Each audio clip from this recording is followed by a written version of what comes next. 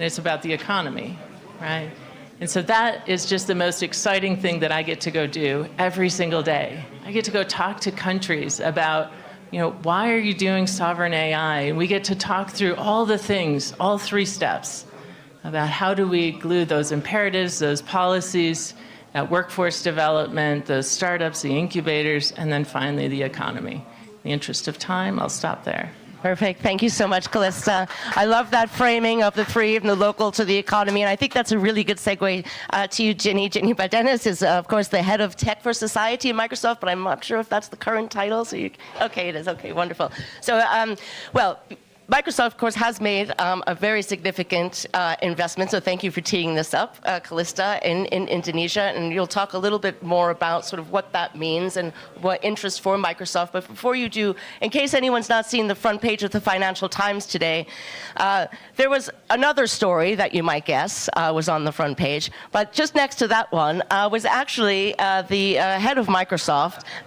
Yes, this is it. Yeah, not that. This one, AI, okay? And here we go. And let me just read the headline. AI needs adoption beyond rich worlds to pierce bubble fears. And what Microsoft is talking about is exactly to what you were saying, Calista, really indicating, and he's calling it the distillation, the affordability of access to compute, but what are you going to do with that? What is the productive use of that? And how do you bring that to the real world, to the economy, to people? And it's a fantastic approach. So with that in mind, and Microsoft's recent investment, please, Ginny, tell us. Well, thank you so much for inviting me and including me in this important conversation. I don't think you could have set it up better I repeat and, foot stomp, I suppose you say, everything she just said. When we live in a world where still 700+ million people don't have access to electricity, you have to think about what that means when it comes to compounding effect for AI.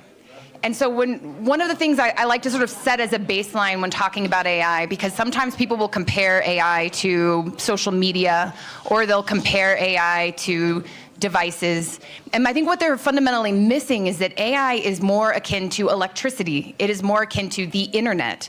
It is a general purpose technology. It will come into our lives and consume is not the word I mean. It will come into our lives and be part of everything that we do.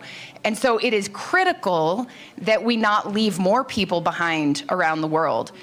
We first, and we continue to invest in that gap on electricity, because if they don't have access to electricity, then they don't likely have access to the internet. And if they don't have access to the internet, they probably aren't going to have access to AI. And so this is the foundation principle that we have been working from as we look across the world and think, where do we need to make investments and show up so that we are not inadvertently, with the best of intentions, creating a further gap, and so that people around the world are able to get in on AI.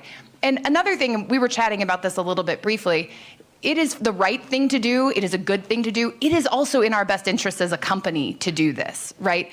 When people have access to these technologies, they become customers, and the diffusion of our products spread further. And to your point about being a global company, it's hard to be a global company when half of the world doesn't have access to your technology. And so this is one of the reasons why there's a business case to be had for this. It is also the right thing to do. So one of the reasons we made a large investment in Indonesia recently was in order to make sure that Indonesia is able to build their own infrastructure. And that needs to come with sustainability as well. So the commitments that we've made in the US are the same that we make all around the world, meaning when these data centers are built, they're built with the principles that we have of moving towards our emissions numbers that we've committed to towards 2030. Those sustain us everywhere. That's not just a US commitment. And so the sustainability of building matters too, but it's also about the people. So a lot of people think that our investment is all about brick and mortar, building out data centers, putting in all the computers inside of them, and that is true. But it's also about investing in the people of the country through skilling. I think together we've already skilled over 1 million people towards AI skilling, so that when this technology really does come to fruition, the people of the country, to the point of building their economy, will be ready. They'll be able to meet the moment and actually have the skills they need in order to live in an AI environment. And that will help the economy of Indonesia, and it'll help the rest of the world, and eventually it'll help companies as well. So it's a win-win, but it's something that we're seriously invested in and will continue to do so. Thank you so much, Ginny. Thank you. And you would think that we prepped a lot before, actually, but we didn't. So that actually is a perfect segue to what I'm about to ask Craig, who's the founder and CEO and chairman of Pegasus Capital Advisors, which is also the fund manager for two Green Climate Fund-backed investment vehicles, the Subnational Climate Fund Infrastructure Fund and the Global Fund for Coral Reefs Oceans Fund. So Craig, welcome.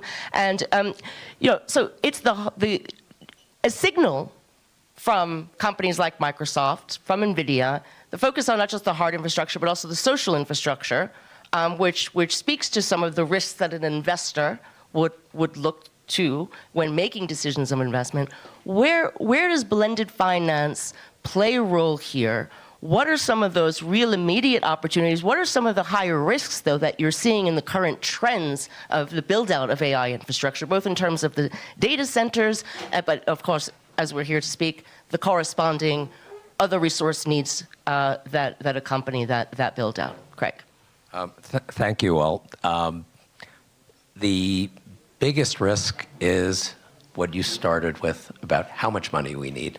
And that's where blended finance, I think, and commitments from folks like Nvidia and Microsoft to work with projects to help provide support with commitments can matter. But I think Sherry, with the G20 Blended Finance Alliance, to reach the numbers we're talking about and build out sustainably.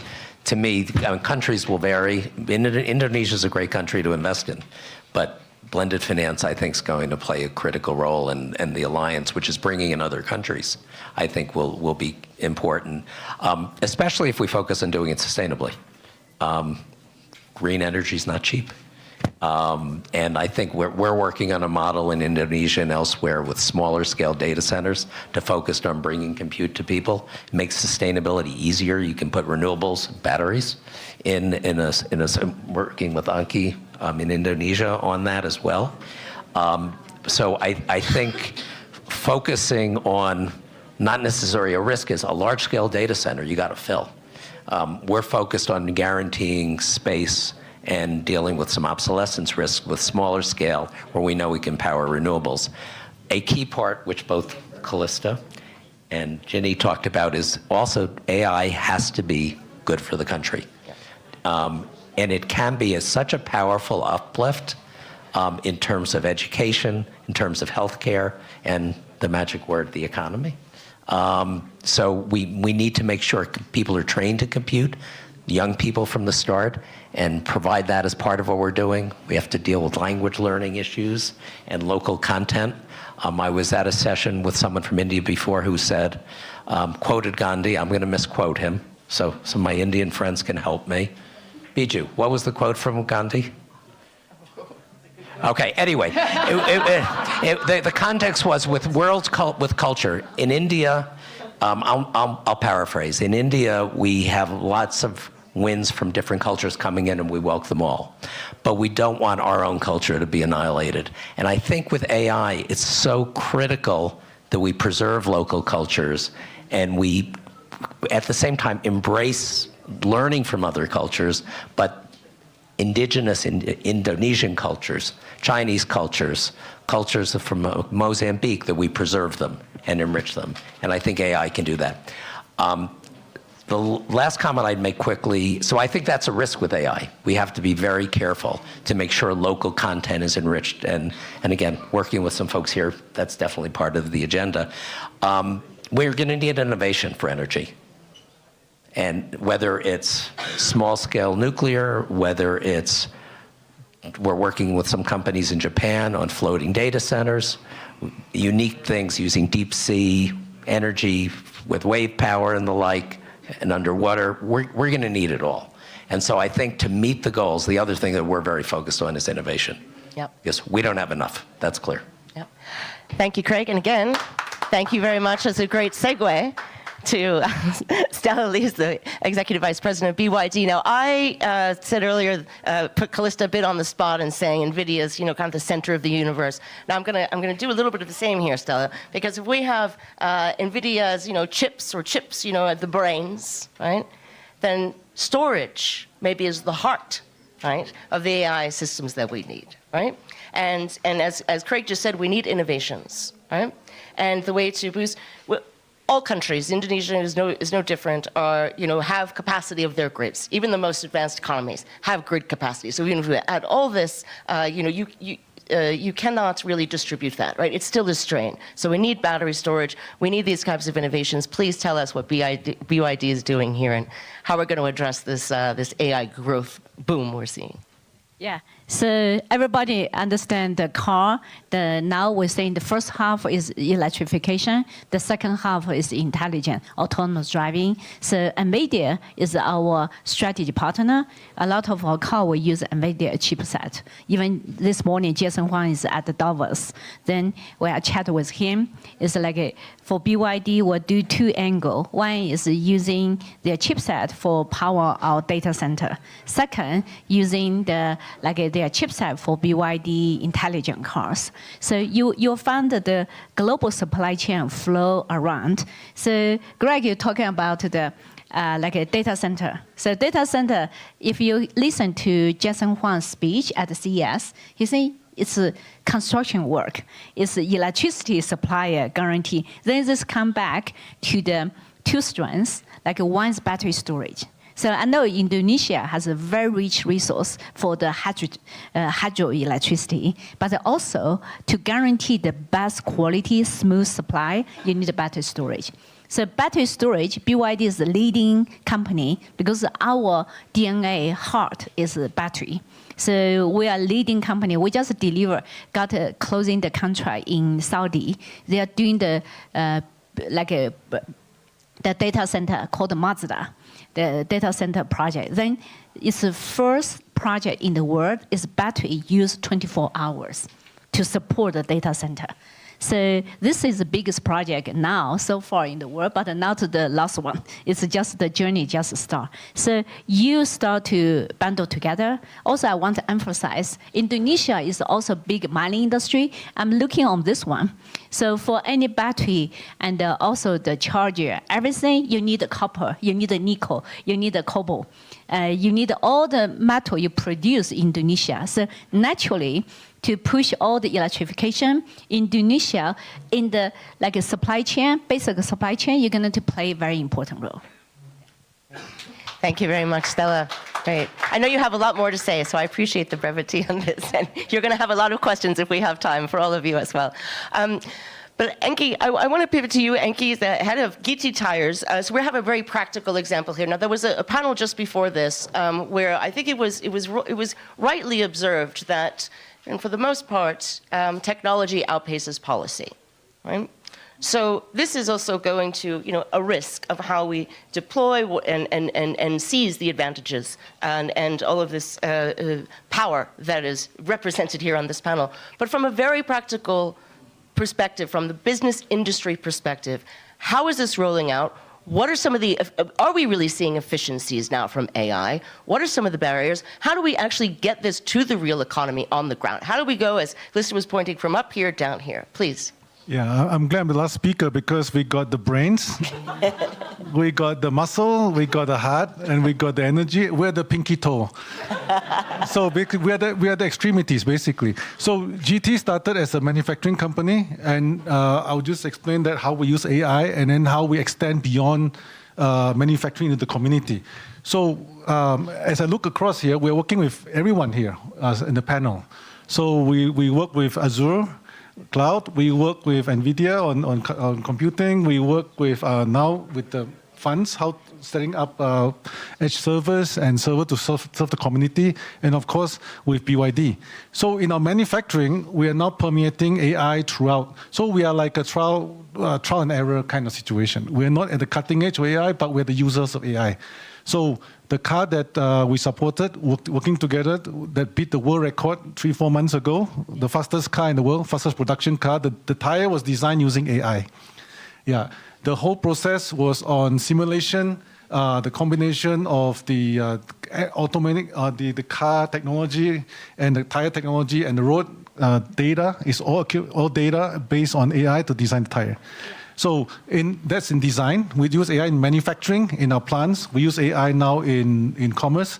And now, we talked about the community. How do we get AI accessible to the public? We have built a community of SMEs, small, medium-sized enterprise that work with us around the world. We support them with products, we support them with commerce, and we support them the whole back end of tech. So the cloud, the apps, the commerce, the payment system, and now with the analytics, and also with the supply chain. So we help the SMEs become more profitable. This is from our suppliers, from rubber farmers in Indonesia, Kalimantan. How do we help them with their farming and the supply chain, down to the smallholders that sell the tires across the world. So I think, we are using AI on the feet on the ground across the world, and working with everyone here as well. Thank you. Thank you very much.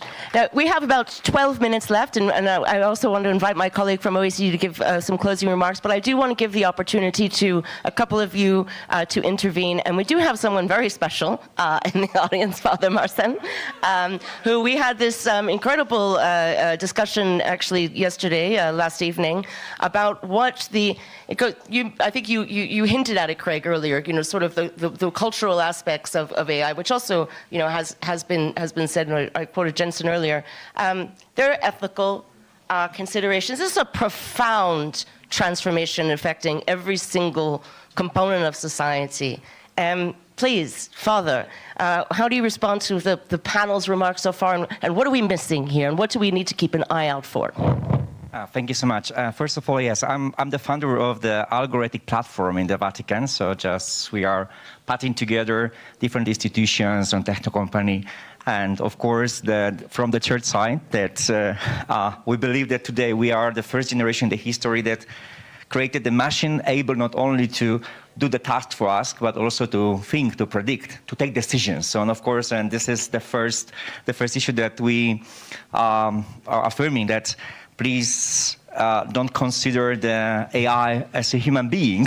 So it's not the social moral subject, but it's an instrument. So, and in this technocratic time, and where we're living the dehumanization process, so we're humanizing sometimes of the technology, and even just I'm speaking from the perspective of a priest, of a religion leader, so just even divinize, making divinization of the AI somehow. But the algorithmic is the started by Pope Francis during the meeting in G7 and then in the United Nations. So Pope Francis was the first one that was calling to all the governments and the people from the countries to really reconsider the multilateralism, to reconsider the sovereignty, to reconsider that in this technocratic era, we have to really build the algorithmic. So that means that's ethical rules and ethical fundament of the development of the technology that have to serve to the humanity. So I'm very happy that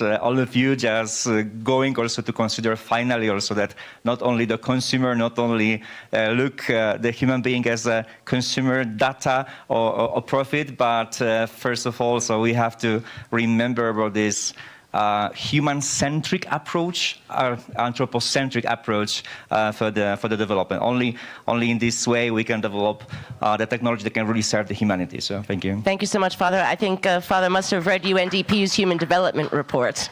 So thank you for that plug as well. Now, this is human-centered AI, and it's absolutely putting the agency. Do not forget that we have agents, but it's human agency that needs to continue to be a focus for all of us. So we're in maybe less than 1 minute, please. I really want to ask you, and I'm sorry for the pressure. In one sentence, what is the single most important thing that government, investor, and/or industry can do right now for this to ensure that AI exactly is human-centric, that it delivers equitable prosperity, in fact, accelerates, and we use it as a lever for some of these SDG gaps that I mentioned at the start of this, please. So I would say the first of the three things that I mentioned, the policy, the imperative, all of that, it's fairly baked in already.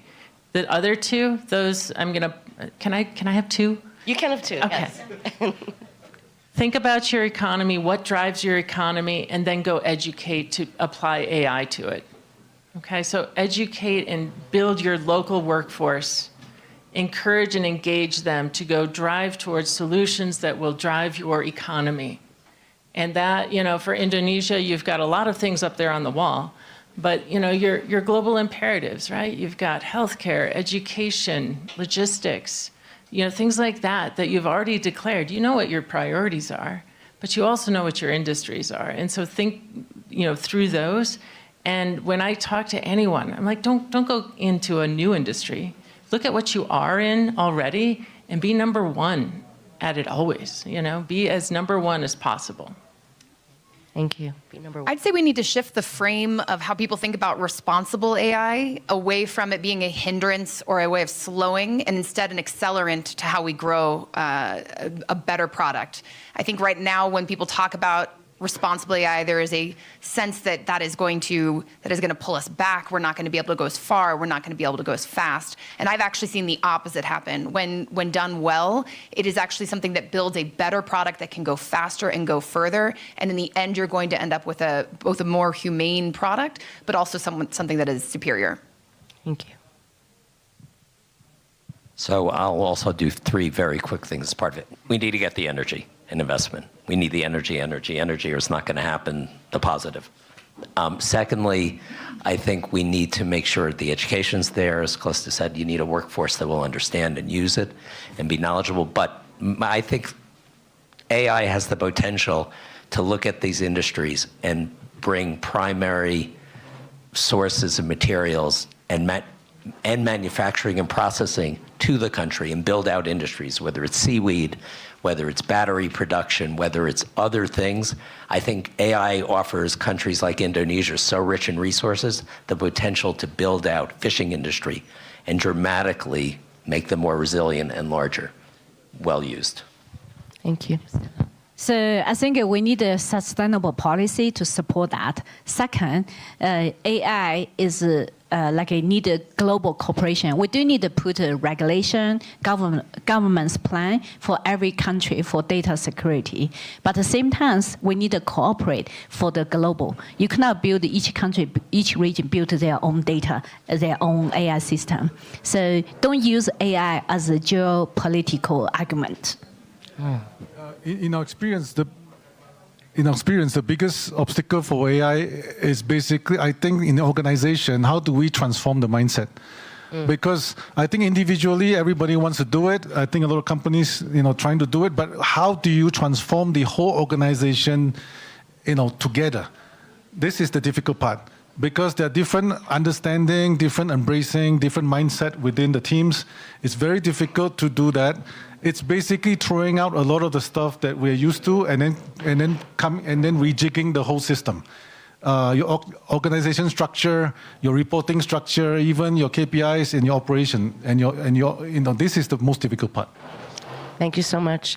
Andreas, I want to invite our fellow colleague of the OECD to give us a few closing remarks just in 1 minute. But before you do that, just as a final sort of takeaway, and I'm not sure if I'm putting Sherry on the spot here, but I think that we can invite our panel members as a follow-up to really join all the efforts of the G20 Global Blended Finance Alliance. Yes?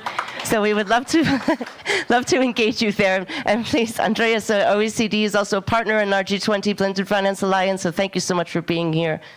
Thanks so much, Patricia. So originally I was given 7 minutes and I put all my speech away. I was hoping that somebody would put a video of me sitting in the car on the screen, because Father, we call it Deus Ex Machina in theater. If suddenly you have an appearance, so Roeslani did it perfectly, the perfect Deus Ex Machina.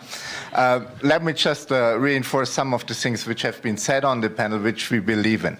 First, Indonesia can be a real leader in the development of sustainable AI that works for everybody.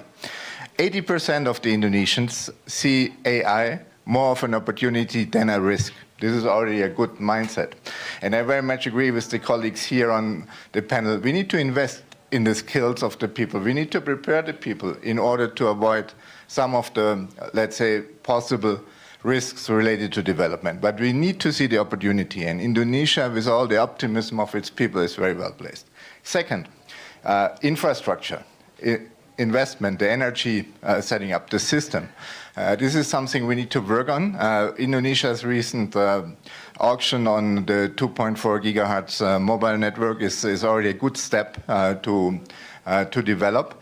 But also there is a question of financing. And here our joint blended finance agenda kicks in. We need to leverage public money, or we need to leverage public money and private money with each other in order to get the massive investments done we will need for some of the networks for the development of some of the technology. And this panel is actually a good example how public and private can work together and can discuss things together. And the last thing, and this brings me to the policy dimension and to the question where we're working in the OECD. We're very much supporting the G20 Blended Finance Alliance, the Bali Blended Finance Alliance. We have been supporting the former President Widodo when he started the Hita Karana roadmap. It's a very important thing to work together on this issue. But we also need to get, and this brings me to what you said, Father, we need to get the ethics right. We need to get let's say, the standards surrounding AIs right. That's why we have a global partnership on artificial intelligence. We will meet in India, 17th and 18th of February. You're all invited. Hope to see you all there. And we are developing, we were the first ones who have been developing G20 standards on artificial intelligence for the human-centered use, but also with a mindset to see this really as an opportunity for growth and development. And maybe I leave it there. Maybe you can bring my video now. I leave it here. Thanks so much. Great, thank you so much, Andreas. I'm afraid we're just on time. I know our panelists have to run to other things, so ladies and gentlemen, please give a warm round of applause for this excellent. Thank you again, Bushari, Government of Indonesia, Nvidia, Microsoft, Pegasus, Enki, BYD. Thank you. Enjoy the rest of Davos. Good luck. Oh, sorry, can we get a... Jelajahi cara baru mendapatkan informasi. Download Metro TV Extend sekarang.